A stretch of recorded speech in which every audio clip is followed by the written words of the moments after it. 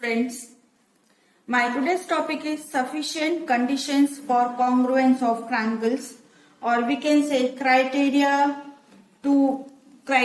for the congruence. Okay, so before starting today's video, I just want to recap for my last video.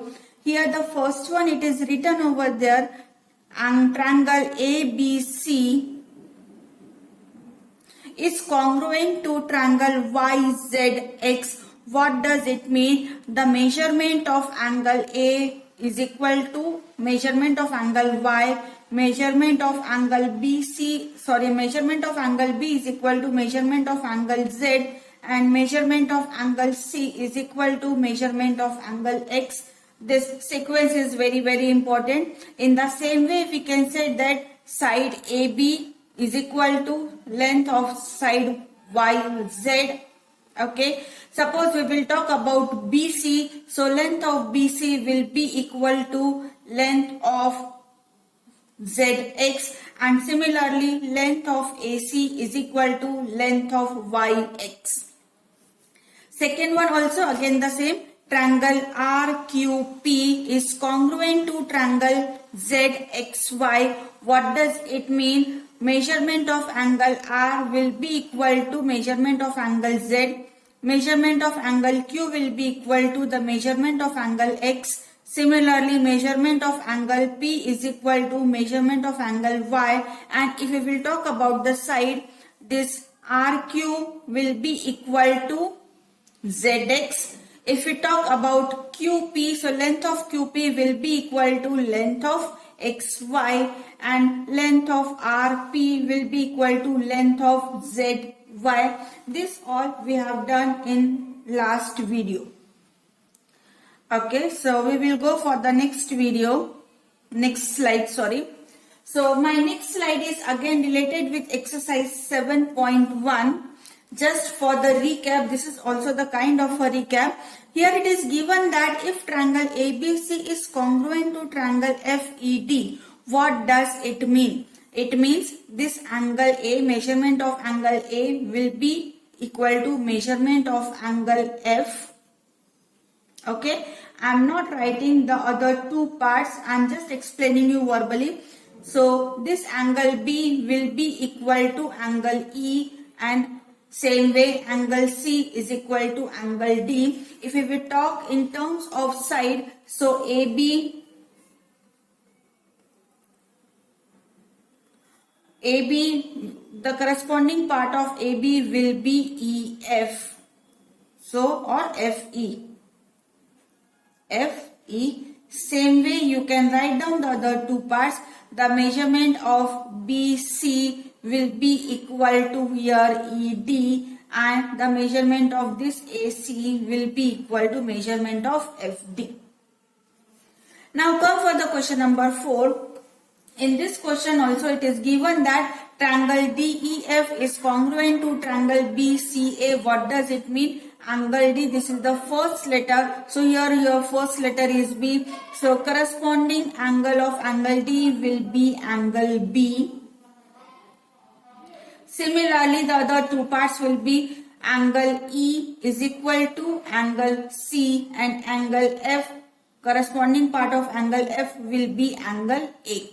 If we will talk in terms of side, so this DE, first to DE will be BC, so corresponding part of DE will become BC. Same way other two will be, if we talk about EF, so corresponding side of EF will be CA, and if we will talk about this DF, corresponding side of DF will become BA. So again this is all about the corresponding parts. Now next I am going to do the question from exercise 7.2 again, that question number 5. In this question, what is given? Two triangles are given. One triangle is triangle RAT and another triangle is NOW. So these two triangles are given and corresponding parts are given. So you can see that angle A is equal to angle O because here two arcs are there with the red color. Okay, similarly this angle T will be equal to angle W and angle R will be equal to angle N. So this figure is given, then these two triangles are congruent. So you are supposed to write down the corresponding part. So R means this triple dash, triple arc, and your triple arc is N. So the first letter will be N. Now next one is A. This is A. A is with double arc and here double arc is O. So this is W, O. And the last one is T. T is with double arc and here your double arc is with W. So this will become W. So this is the way we try to understand, we try to find out the corresponding parts with the given figure. Same way in question number 6, again one figure is given, one triangle is given, the triangle name is BTC. So in this triangle again corresponding two triangles are there, so corresponding parts are given with the same shape. This is dot and this is dot, so angle T is equal to angle C. Double arc, here also double arc, so this angle is equal to this one angle and this is your right angle, so these two angles are also congruent same. So if this side it is written triangle BCA is congruent to, so B means this one angle, we are talking about this angle. So here this is double arc, here also double arc, so right hand side also B will come. Now come to the next one is C. C here with the red dot. In this triangle your red dot is T. So in place of C, or we can say corresponding angle of C will be angle T. And the last one is A. A here, this is right angle. In this triangle also A is the right angle. So again in place of A will come. If you will change the naming on left hand side, so right hand side also the naming will get changed. Now come for the second question. Again two triangles are given and corresponding parts are given with the same color also and with the same shape also. Single arc, here single arc, this double arc, this is double arc, this is dot and this is dot. So let us try to find out. First one is Q. So look at Q. Q means one dot. So in this triangle dot is related with S. So wherever Q is there we will write down S.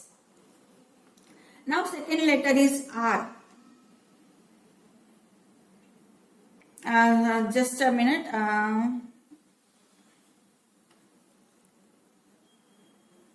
Let me erase this. Okay.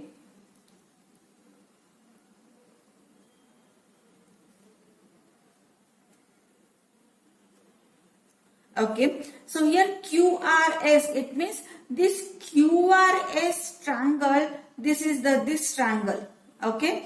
And for this triangle, this Q is given. This is also point Q, QRS. Okay. So we are talking about this triangle. So for this triangle Q, here single arc is there and here a single arc. So right hand side this will come T. The second one is R. So R is with double arc and in here double arc is at point P or angle P. So the next will be P and here S. S means the red dot and in this triangle red dot it means Q. So Q will come. So this is the way we find out corresponding parts, and after finding out the corresponding parts we can write down two triangles are congruent. This concept is very, very important. So now you have seen that we have 6 ways. So out of 6 elements, we can show only 3 corresponding elements which are equal in different combinations.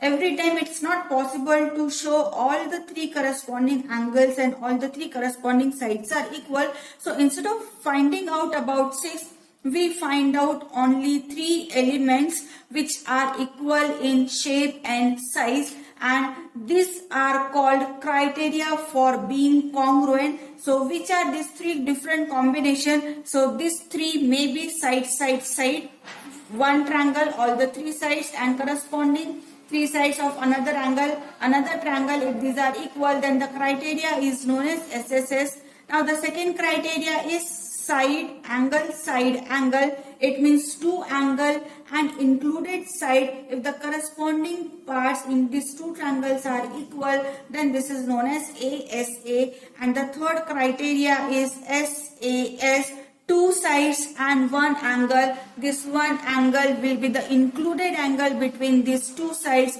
And the fourth one is RHS. R is for right angle, H is for hypotenuse, and S is for side. There may be any side, it may be base or it may be perpendicular. So right angle, hypotenuse and any one side. If corresponding sides are equal in both the triangles, then we find out the RHS congruence condition. So these are the four different combinations we can use and show that two triangles are congruent.